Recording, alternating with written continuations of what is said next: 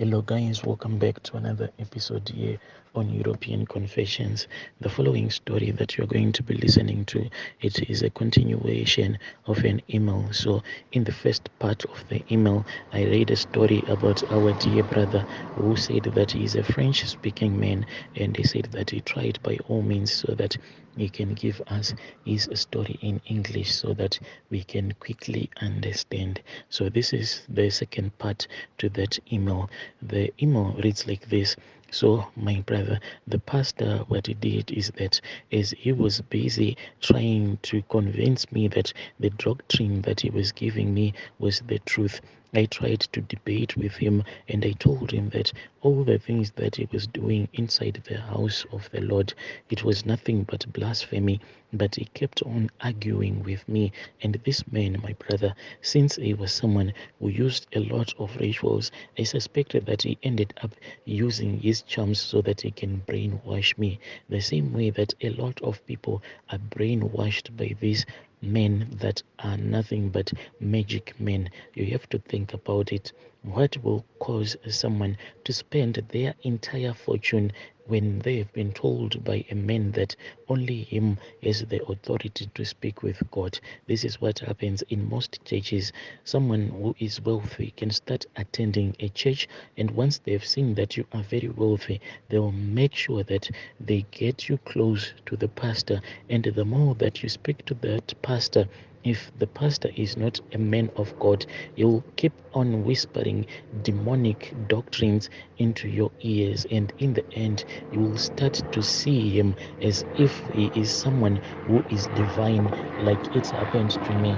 I was not wealthy and I didn't come from a wealthy background, but he only wanted to be close to me for the reason as to why, simply because I had seen all the things that he had done. I had seen him trying to sacrifice a goat in the house of God in his office. So he wanted to make sure that he was going to brainwash me, and by the time that he would have finished brainwashing me, I would have believed the doctrine, that demonic doctrine. And for a very long time, I lived by this demonic doctrine. I even reached a point in my life that I thought that my pastor, our head pastor, he is the one who has been sent by God so that he can free our country from sin.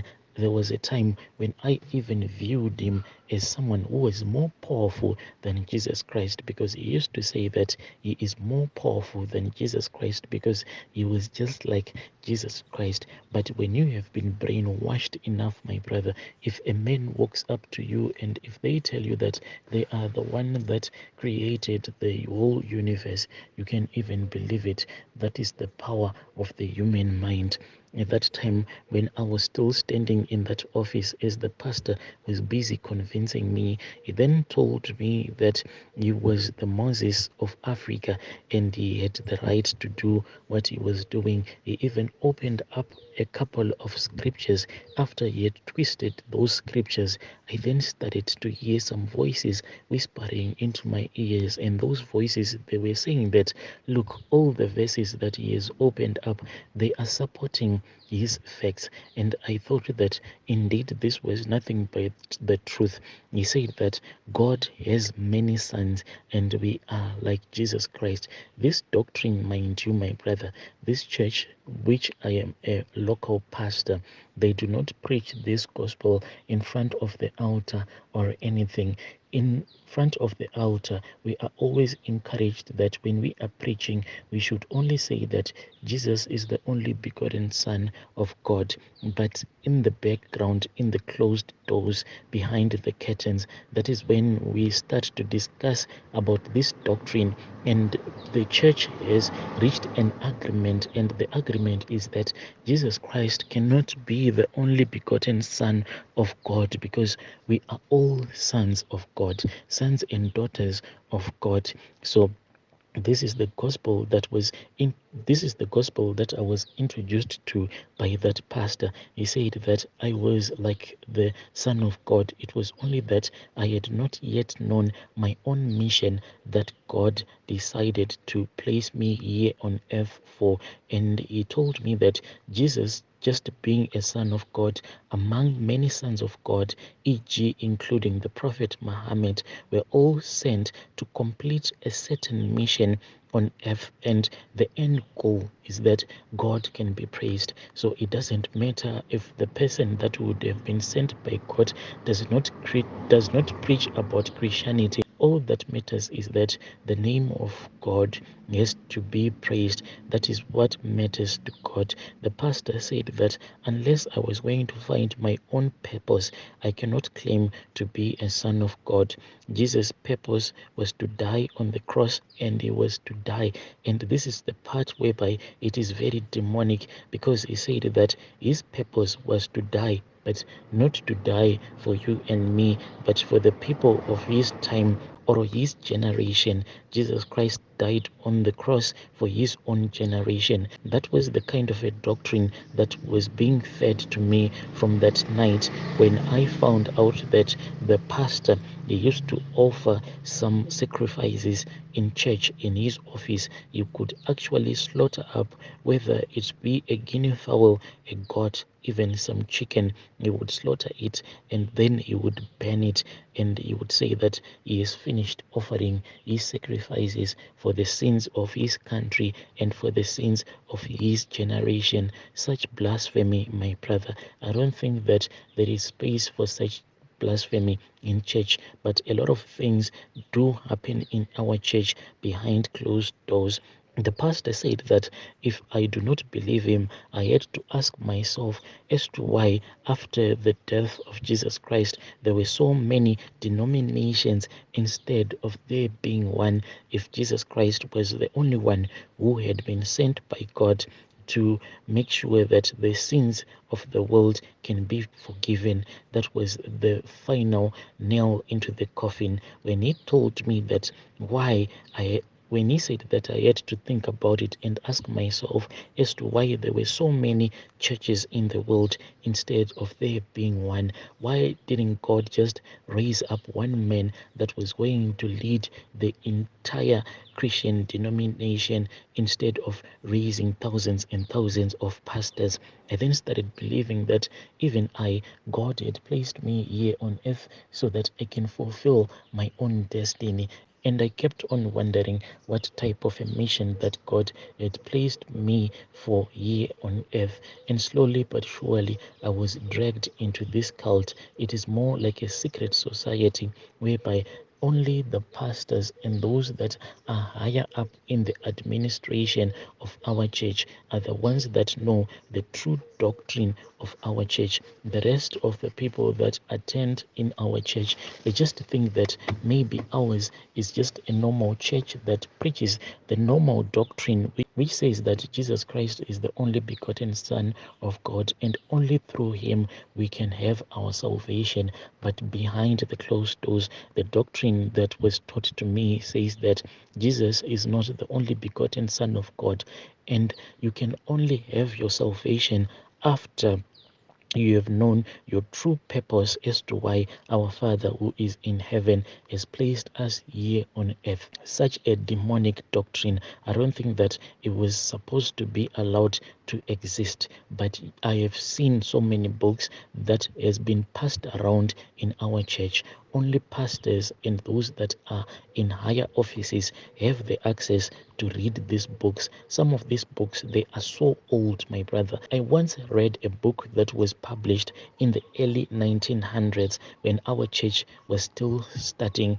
I think that from that book, that is where our church got its own doctrine. But in public, our church, it pretends as if it is such a good church, but in the background, a lot of things happen, my brother. When I started to follow this cult of pastors and other leaders in our church, that was when the pastor said that I had to be cleansed, and the only way that I had to be cleansed, I had to be cleansed by blood. He kept on repeating that issue when he said that for God to forgive something or to give you something, you need to sacrifice through human blood. He said that Jesus Christ sacrificed himself and his human blood was harvested and it was brought up before God. So I had to find someone, or I had to have myself sacrificed on the altar so that I can know my true purpose. In that case, that was when the issue of me sacrificing my own mother came, and I then agreed because I thought that this was going to be the final thing, but I did not know that there were a lot of steps that I still had to follow. Because in our church, what they do is that when you are at one level, the next level, it remains hidden to you. The pastor who is above you will never reveal the secrets that has been revealed to him in his own level. You will only reveal those secrets that would have been revealed to him once you have been initiated into the next level. Currently, I can't tell you what level I am still at because I am afraid that I might expose myself. But this thing, it seems as if it is a never ending cycle, because for me to reach the next level, I don't know what is it is going to take. From that time when I sacrificed the spirit of my mother, moving up the levels, it was really easy, but I then got stuck. This was after I had gotten married. I was then told that because of the woman that I had gotten married to, I could not move to the next level until I had been informed by my senior pastors.